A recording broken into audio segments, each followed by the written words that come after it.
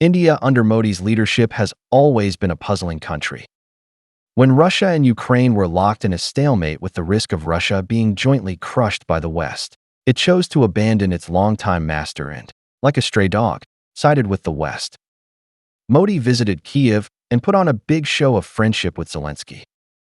However, this guard dog that actively sought to join did not gain recognition from the West. After Trump returned to the White House, he repeatedly humiliated Modi. When Modi visited Washington, Trump accused India of being the king of tariffs right in his face, threatened to impose tariffs on India, and mocked the accent of Indian journalists by saying he could not understand it. Then, during his meeting with Modi, he arranged for two interpreters, yes, two English translators, to translate the conversation between two people who both speak English. This was simply the funniest scene in human diplomatic history. Compared to Modi, Trump clearly preferred the president of Liberia and praised him for speaking English very well. I think Modi's confidence in speaking English as a fake degree holder was completely destroyed by Trump, and he fell into self-doubt. The subsequent humiliations exceeded Modi's imagination. During the tense India-Pakistan situation, Trump not only did not support India, but also criticized Modi for escalating the situation and declared that if they liked fighting, let them fight, which was too crazy. Vice President Vance, as an Indian son-in-law, publicly stated that India's wars had nothing to do with the U.S. After Pakistan shot down multiple Indian fighter jets and achieved a crushing victory, U.S. media immediately verified the report and refuted and mocked the Indian domestic media for faking and lying about the victory. Then Trump invited Pakistan's Marshal Munir to visit Washington and shared multiple lavish dinners with them, especially preparing high-end halal food instead of eating burgers as usual.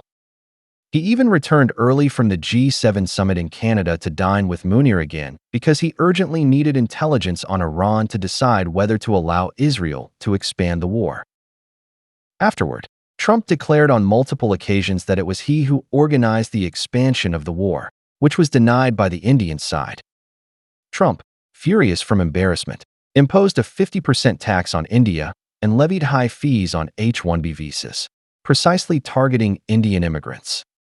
It can be said that under Trump's all-out attacks, India has been pushed to the brink.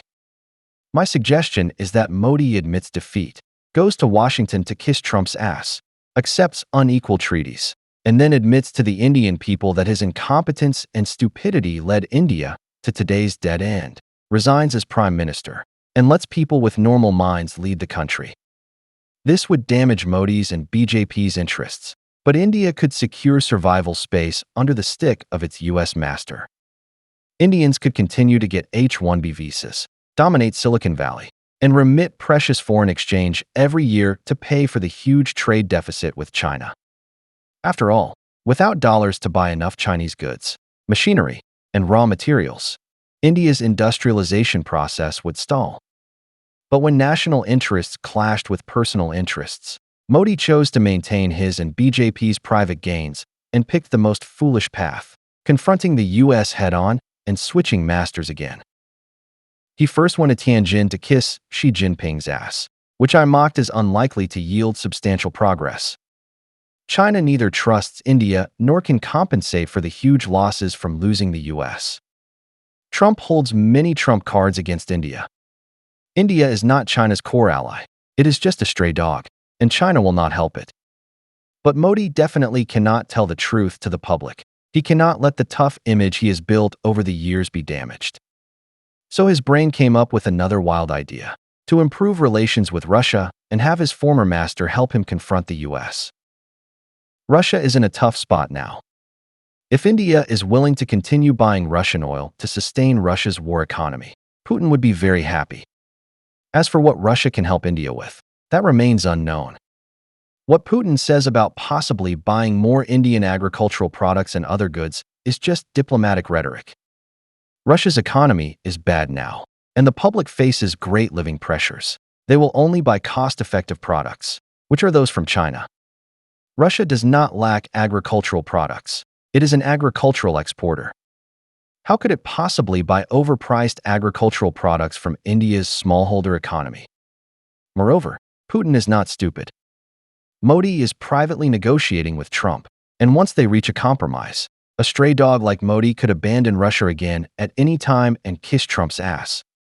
So Putin will only use diplomatic rhetoric to brush Modi off, letting India continue buying Russian oil and gas while confronting the US. On the US side, Trump has already figured out Modi's cards. India is heavily dependent on the US. Under Modi's leadership, India rejected RCEP, losing its last chance for industrialization. Indian companies' competitiveness is very low, far inferior to Southeast Asian countries, let alone comparable to China, the US, Europe, Japan, or South Korea.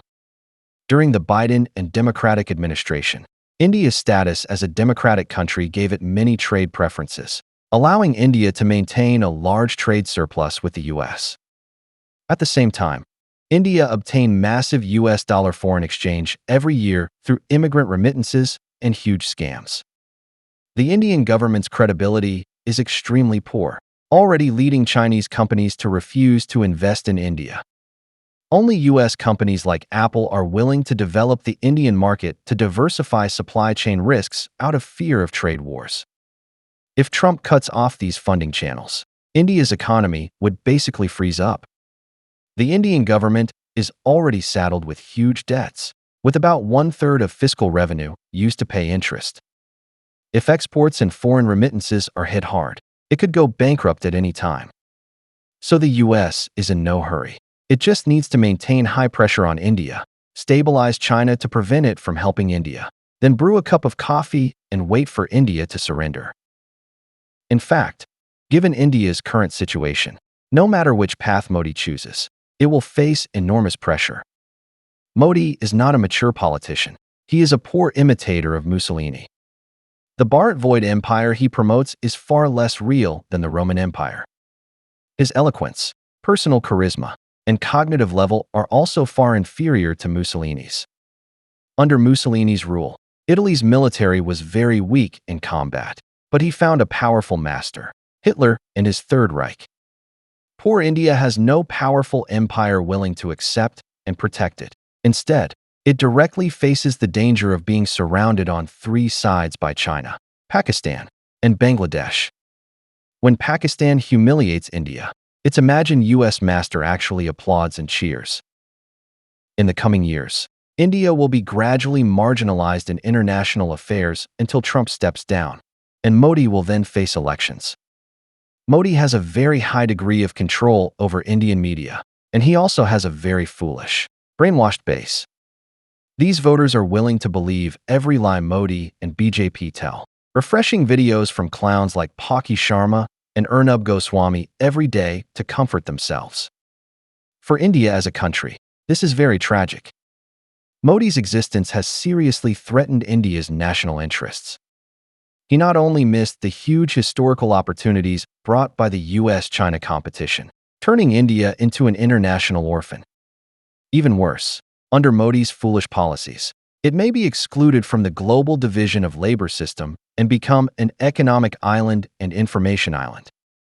What awaits Indians is endless darkness.